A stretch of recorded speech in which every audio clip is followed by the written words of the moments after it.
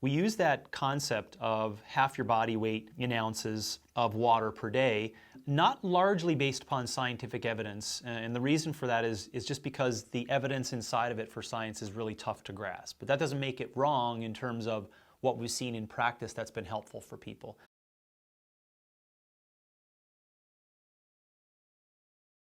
Because the arguments generally around people consuming more water shouldn't be that it's going to be so much and it's going to cause hyponatremia. It's behavioral thing. A lot of people say, well, I don't want to consume as much water because I want to stay in a meeting for 4 hours and I can't pee.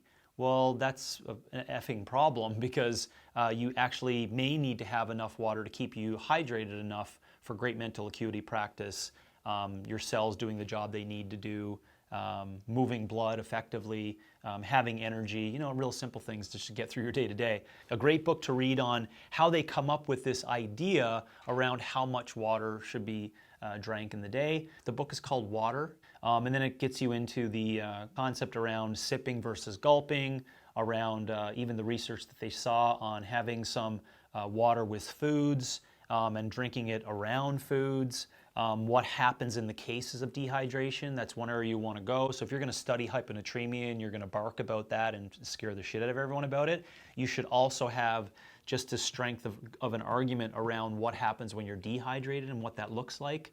I would say in most humans today, they don't have the great behavioral pieces in place to recognize when they are thirsty or feeling like they should be consuming water, which is, again, hence why we use that loose measurement of half your body weight in ounces.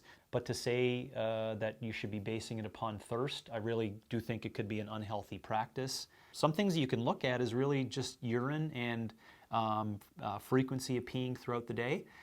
So if people are pissing every 20 minutes and it becomes like a big, huge flow every 20 minutes, well, they're probably dehydrating themselves. And so in that case, you can, again, go back to ask the number, where do they sit on that number we talked about, and maybe add some sea salt to their foods or make sure they are having good minerals throughout the day, because that could probably create a better osmolarity of that water going in.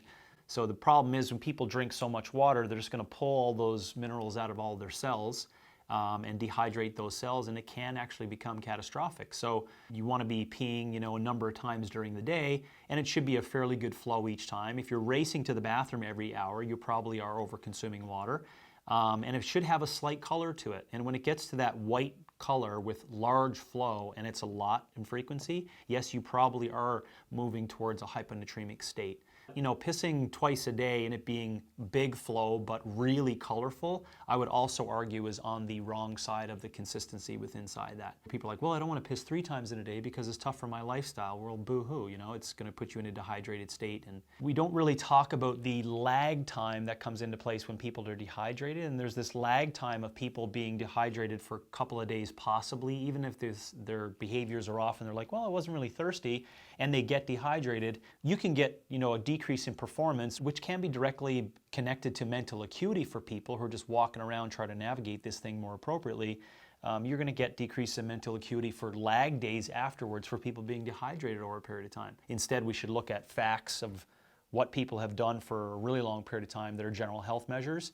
And you die if you don't have water.